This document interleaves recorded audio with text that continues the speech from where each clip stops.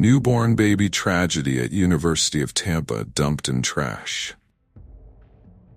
The music world was shaken to its core when Liam Payne, former member of the globally renowned pop group One Direction, was found dead at the age of 31 in Buenos Aires, Argentina.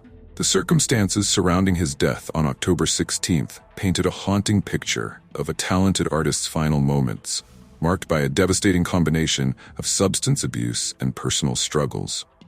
The tragedy unfolded at the luxurious Casa Sur Palermo Hotel, where Payne was staying during his visit to Argentina.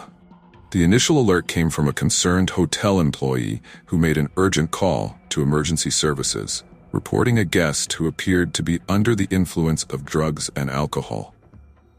The situation was dire enough that the employee specifically mentioned their fear for the guest's life, noting the presence of a balcony in his room. Despite the swift response of emergency services and working toward their futures, the four-person suite where Brianna Moore lived was typical of campus housing, balcony, suffering catastrophic injuries that would prove fatal. His body was discovered in an inner courtyard of the hotel, a tragic end to a life that had touched millions through his music. The scene that investigators encountered painted a troubling picture. Payne's hotel room was found in complete disarray, with numerous items broken and scattered throughout. The investigation revealed a collection of over-the-counter medications, including Klonopin, known as clonazepam, along with a whiskey bottle, a lighter, and a cell phone found in the courtyard where his body was discovered.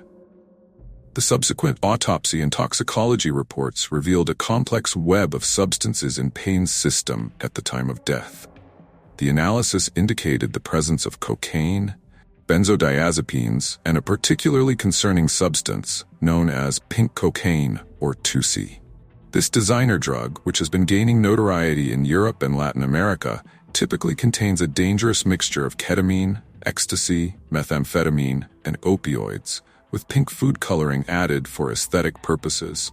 The forensic investigation identified multiple injuries on Payne's body, though some experts have questioned the interpretation of these findings. While the official report cited 25 injuries, compatible with those caused by falling from a height, some forensic specialists, including Joseph Scott Morgan, have raised questions about this assessment, suggesting that some injuries might have occurred before the fatal fall.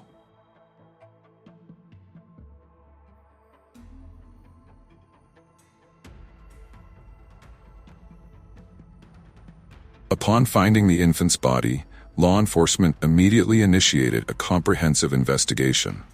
Moore was read her Miranda rights, and during the subsequent interview, she provided a confession that revealed the tragic sequence of events.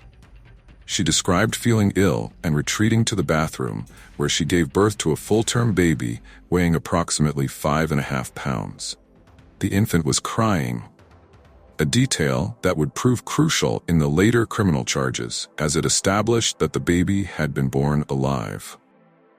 Moore's account of what followed was both disturbing and heartbreaking. She admitted to holding the baby tightly against her chest until the crying stopped, claiming she believed the infant had died naturally. After washing the baby, she placed her on the bedroom floor and fell asleep. Upon waking an hour later and allegedly finding no signs of life, Moore wrapped the newborn in a towel and disposed of her in the trash can before returning to sleep. The subsequent autopsy revealed the full extent of the tragedy. The medical examiner's findings were unequivocal. The cause of death was homicide by asphyxiation. The infant had suffered multiple fractured ribs and hemorrhaging in her lungs, clear evidence of the fatal compression that had ended her life. These findings would become central to the criminal case against Moore. Following the initial discovery, investigators embarked on a meticulous 6-month investigation that would involve multiple experts and comprehensive analysis. The Hillsborough County State Attorney's Office, led by Susie Lopez, took exceptional care in building their case, consulting with nationally recognized experts and thoroughly examining every aspect of the evidence. During this period, Moore returned to her home state of Mississippi, where she would eventually be apprehended by U.S. Marshals in her hometown of Quitman.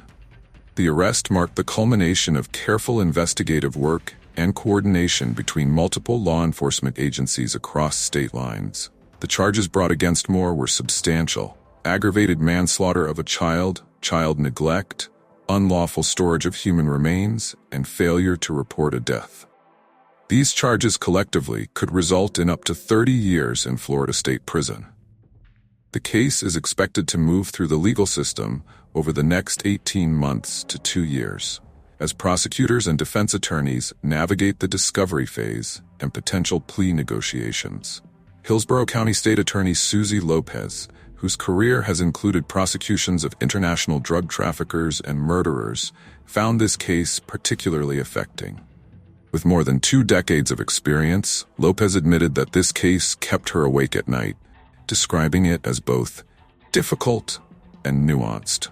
Her emotional press conference announcing the charges resonated deeply with the community and highlighted the profound impact of the case on even seasoned legal professionals. Perhaps the most heartbreaking aspect of the case is its preventability. The University of Tampa's location offered multiple safe alternatives that Moore could have chosen. Tampa General Hospital was just minutes away by car, and a fire station stood directly across the street from the campus. Florida's safe haven laws, recently expanded to give mothers 30 days to surrender their newborns without questions or legal consequences, provided a clear legal pathway that could have saved the infant's life. The case has deeply affected the Tampa community and sparked important discussions about awareness of safe haven laws and support systems for young mothers in crisis. Many community members have come forward expressing that they would have gladly adopted and raised the child, making the tragedy all the more poignant. As Hillsborough County State Attorney Susie Lopez noted during her press conference, "It absolutely breaks my heart to know that this baby girl could still be alive today if this woman had alerted authorities that she needed help." This sentiment encapsulates the profound tragedy of the case, a preventable loss that has left an indelible mark on the Tampa community and beyond. The case stands as a somber reminder of the critical importance of support systems, education about available resources, and the tragic consequences that can result when desperate individuals feel they have nowhere to turn.